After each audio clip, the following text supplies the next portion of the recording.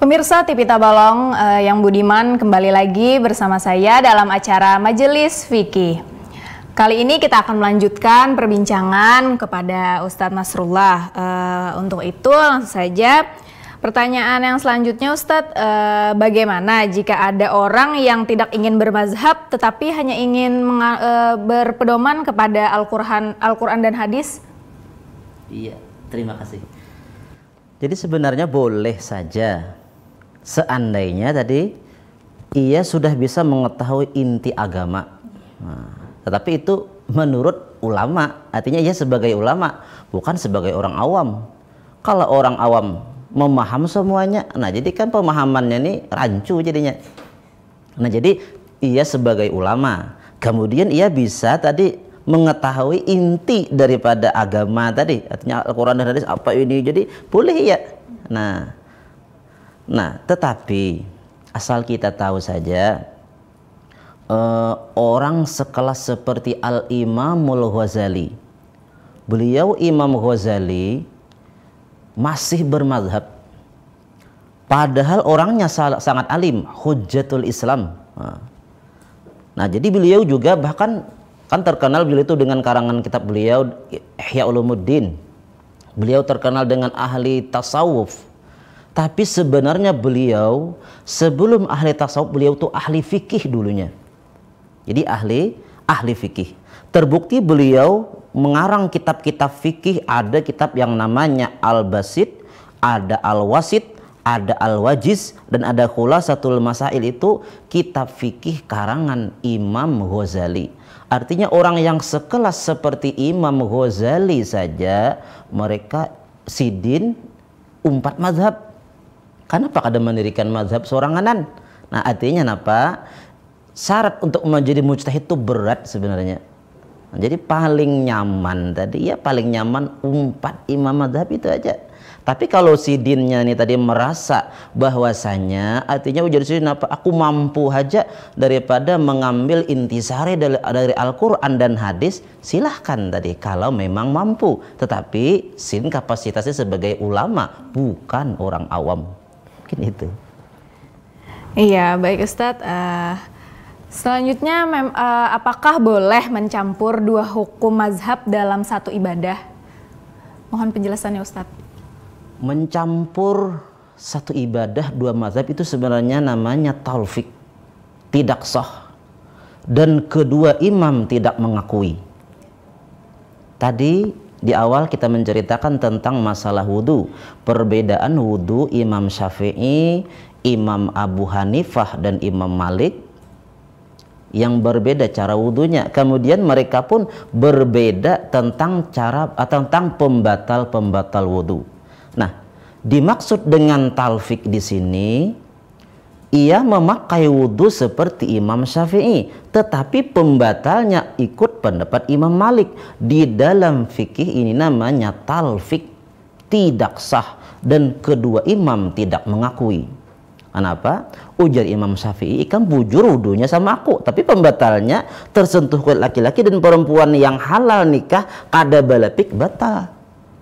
Ujar Imam Malik, bujur aja tersentuh untuk ada batal antara kulit laki-laki dan perempuan, tetapi kamu wudhunya kada sama aku. Nah, jadi kenapa mencampur dalam satu ibadah itu dua madhab tadi talfik. Jadi kalau kita ikut madhab sepaket lah. Jadi wudhunya dengan pembatalnya. Nah, jadi wudhunya Imam Syafi'i, pembatalnya pun juga Imam Syafi'i. Wudhunya Imam Malik, pembatalnya pun juga seperti Imam Malik. Mungkin itu. Iya, jadi dari semua perbedaan pendapat tadi, mungkin kita harus mengikuti mazhab. Misalnya kita ingin mengikuti Imam Syafi'i saja ya Ustadz. Ya, dari awal sampai akhir semua yang dikatakan oleh Imam Syafi'i kita harus mengikutinya. Tidak boleh melenceng dari itu. Dalam satu ibadah tadi. Iya, dalam satu ibadah. Kalau ibadah yang lain misalnya sembahyangnya ikut Imam Malik, boleh sebenarnya, boleh.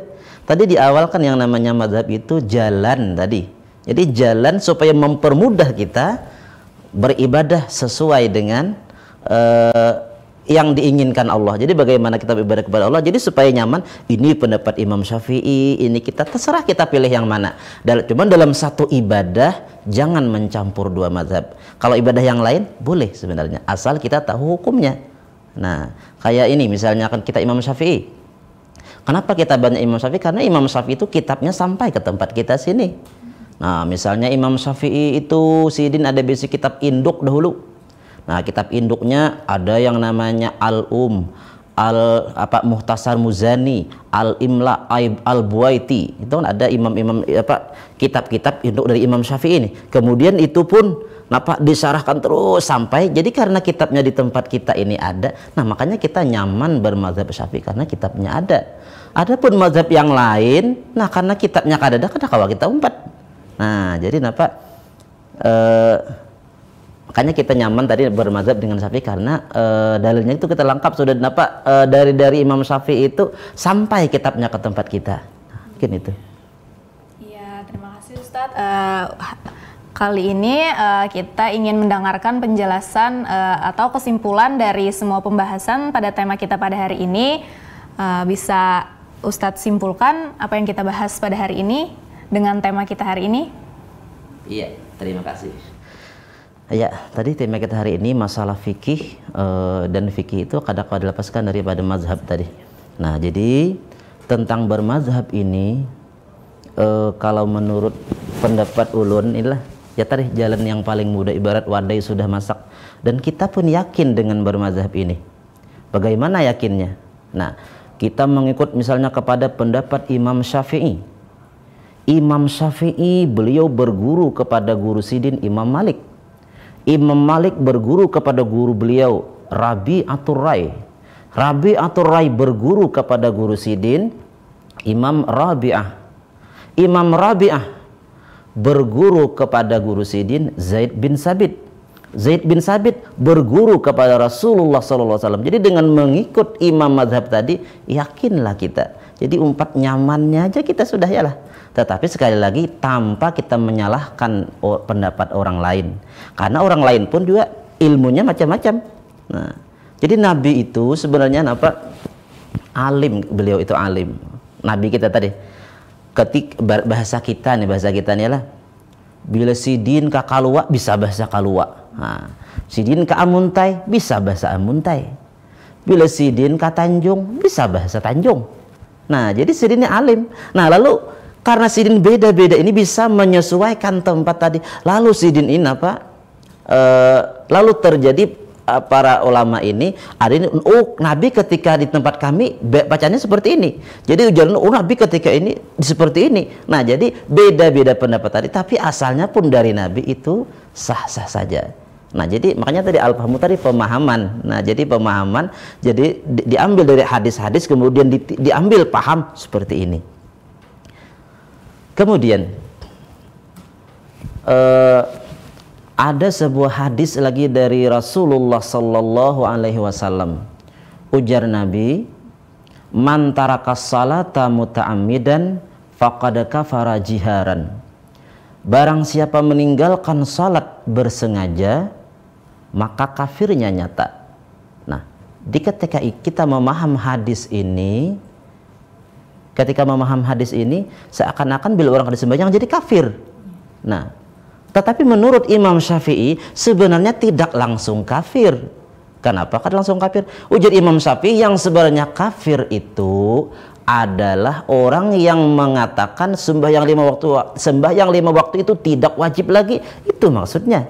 Tapi kalau mengatakan wah aja sembahyang itu wajib cuma aku benar nangkolir, nah ini ngarannya, ini namanya cuma dosa besar aja. Nah, jadi dimaksud hadis Nabi itu meninggalkan sembahyang kada wajib, meninggal sembahyang yang wajib itu hukumnya kafir. Nah, itu ujar Imam Syafi'i itu nang kafir itu orang nang mengadakan sembahyang kada wajib lagi. Nah, ini pendapat daripada Imam Syafi'i. Nah, jadi karena kita ini kada kaum umpati Sidin aja sudah. Nah, kemudian ada lagi hadis Nabi. Ujar Nabi, "Shallu kama ra'aitumuni usalli." Sembahyanglah kamu seperti kamu melihat aku sembahyang. Nah, coba sembahyanglah kamu seperti kamu melihat aku sembahyang. Kira-kira nih yang seperti melihat Nabi itu sembahyang, kita 4 hadis atau 4 mazhab kira-kira? Bingung kita ya lah. Sebenarnya seperti ini. Coba kalau kita sembahyang ikut hadis, melihat tulisan hadis, Kira-kira samakah dengan melihat Nabi? Nah, lainnya lah. Kemudian kalau kita empat imam mazhab, samakah dengan melihat Nabi? Nah, coba kita melihat guru-guru kita. Nah, dari Imam Syafi'i tadi, Imam Syafi'i seperti ini. Imam Syafi'i tadi sekali lagi mengikuti kepada melihat kepada guru sidin tadi, yaitu Imam Malik. Imam Malik kepada guru sidin melihat juga, yaitu Rabi'atul Rai. Rabi'atul Rai melihat kepada guru sidin Imam Kharijah. Imam Kharijah melihat guru sidin Zaid bin Sabit. Zaid bin Sabit melihat Nabi sembahyang. Jadi empat Imam Syafi'i seperti melihat Nabi sembahyang karena melihat terus kepada gurunya. Seperti itu. Kemudian contoh supaya lebih mudah lagi. Misalnya ada seorang yang ahli dalam membuat roti. Nah, beliau yang ahli membuat roti menulis sebuah buku resep roti yang enak misalnya. Nah, kita membaca buku tadi, kira-kira amun kita ngolah roti sama kayak itu lah, kira-kira nyamannya ada sama ya lah. Tapi bagaimana supaya sama rasanya dengan yang pembuat roti tadi? Nah, mau kada mau kita harus belajar melihat sidin. Bahadur sidin menggeni sidin mulah wadai. Nah, bila melihat sidin, insya Allah rasanya nyaman. Nah, kayak itu juga nih, dengan melihat sidin mulah wadai tadi, insya Allah sama rasanya lawan sidin. Kayak itu juga kalau kita cuma melihat buku, melihat hadis, kada sama kita dengan bagaimana Nabi sembahyang. Dimaksud dengan sembahyanglah kamu melihat seperti kamu melihat Nabi sembahyang, yaitu kita melihat tadi apa dari Imam Syafi'i melihat guru sidin terus kepada Rasulullah. Itu dimaksud dengan apa? Sembahyanglah kamu seperti kamu melihat Nabi sembahyang. Nah, jadi mungkin kesimpulannya artinya apa? Di zaman sekarang ini pentinglah kita nih bermazhab. Bahkan kalau menurut Muktamar NU tadi, wajib kita bermazhab karena kita orang awam kada mampu lagi memaham tentang inti daripada Al-Quran dan hadis tadi. Mungkin itu. Ya, jadi untuk hukum bermazhab itu sendiri adalah wajib ya Ustadz. Terima kasih Ustadz atas semua penjelasannya terkait tema kita pada hari ini. Pemirsa TV Tabalong yang budiman, ternyata kita sudah berada di penghujung acara. Jangan lupa saksikan Majelis Fikih episode selanjutnya setiap Jumat pukul 17 waktu Indonesia Tengah hanya di TV Tabalong. Saya Saidatul Rahmah beserta kru yang bertugas pamit undur diri. Wassalamualaikum warahmatullahi wabarakatuh. Waalaikumsalam.